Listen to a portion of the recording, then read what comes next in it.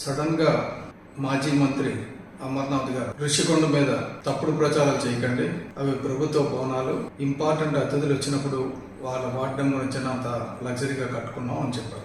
గతంలో నాకు ముత్యాల ముగ్గు సినిమా గుర్తొస్తుంది. అందులో రావు గోపాలరావు నోట్ కట్ లెక్కెడుతుంటే కొద్దిగా వాడుకున్నానని చెప్పి సెక్రటరీ చెప్పగానే పడేయను కొడతాడు. అది నేను లెక్కెట్టుకోక ముందు చెప్పాలని. అలాగే మీరు ఓడిపోక ముందు అది కడుతున్నప్పుడు ప్రభుత్వ సొమ్ముతో కడుతున్నట్టయితే స్టేక్ హోల్డర్స్ అందరిని ఇన్వాల్వ్ చేయాలి, పబ్లిక్ ఒపీనియన్ తీసుకోవాలి.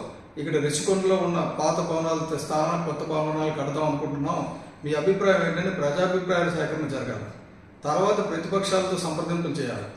చేసిన తర్వాత ఎవరికి ఎంత ఖర్చు అవుతుందో లెక్కేసి అది పర్ఫెక్ట్గా ఖర్చు అవుతుందో లేదో చూడాలి. అవన్నీ మానేసి మా రెడ్డి గారు అసలు ఓడిపోరు, శాశ్వతంగా 30 ఏళ్ళు మా రెడ్డి గారు ఉంటారు, ఇది రెడ్డి రాజ్యం స్టార్ట్ అవుతుంది, ఇక్కడి నుంచే పాలిస్తారు, మా అయ్యగారికి కొండ మీద చూస్తే బాగుంటుందని చెప్పి ఇల్లు కట్టుకొని ఇప్పుడు ఓడిపోయిన తర్వాత ఈ కబుర్లు ఆడితే ఎవడు నమ్ముతాడా?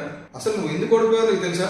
అంత ఘోరంగా రాష్ట్రంలో అత్యధిక ఓట్ల శాతంతో ఓడిపోయిన ఏకైక మంత్రి నువ్వే, అది కూడా ఎక్కువ కాపులు ఉన్న ఏరియాలో నువ్వు అంత ఘోరంగా ఓడిపోయావంటే నీ పరిస్థితి నీకు అర్థం అవ్వాలి. ఈ పాటికే ఇటువంటి గదవ కూతలు కూయడం మానేసి నీకు ఇచ్చిన మంత్రి పదవి కానీ దొరుకు సక్రమంగా కానీ చేసుంటే, ఇండస్ట్రీస్ డెవలప్ చేసుంటే ప్రజలు బ్రహ్మరథం పడుతుంది నీకు. కానీ నువ్వేంటంటే భజన చేయగల రెడ్డి గారు భజన చేయడం, బూట్లు పాలిష్ చేయడం, వీటిలో ఉండిపోయారు మీరు. తిట్ల శాఖ మంత్రులు అయిపోయారు మీరు. ఏమనంటే పవన్ కళ్యాణ్ గారు తిట్టడం. ఇప్పుడు ఏమైంది?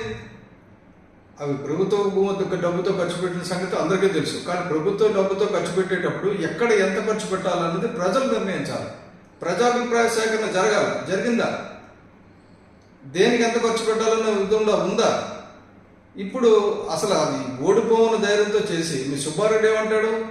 9వ తారీఖు ఉదయం 9:38 ఇక్కడి నుంచే ప్రమాణ స్వీకారం చేస్తారు విశాఖపట్నం నుంచి అంటారు. అది ఎన్నికలకు ముందు, అంటే ఉత్తరాంధ్ర ఓటర్లను ప్రభావితం చేయడానికి. అలాగే మీ జగన్మోహన్ రెడ్డి గారు అంటారు నేను ఇక్కడి నుంచే పరిపాలన సాగిస్తాను, ఇదే రాజధాని అని చెప్పేసి. ఇలా ఇష్టం వచ్చినట్టు మా అధికారంలో ఉన్నప్పుడు ఒకసారి ఒకలాగా, ప్రతిపక్షంలో ఉన్నప్పుడు ఒకలాగా, రోడ్డు మీద ఉన్నప్పుడు ఒకలాగా కాకుండా కాస్త పారదర్శకత మెయింటైన్ చేయండి. విషయం మీద దృష్టికి రండి. ఏదైనా ప్రభుత్వ ధనాన్ని, ప్రజాధనాన్ని ఖర్చు పెట్టే ముందు 10 సార్లు ఆలోచించాలి. మీ తాత సొమ్ము కాదు అది. కాబట్టి ఇటువంటి చెత్త మాటలన్నీ కట్టుపెట్టి మీరు చేసింది తప్పు ఒప్పుకుంటే మంచిది.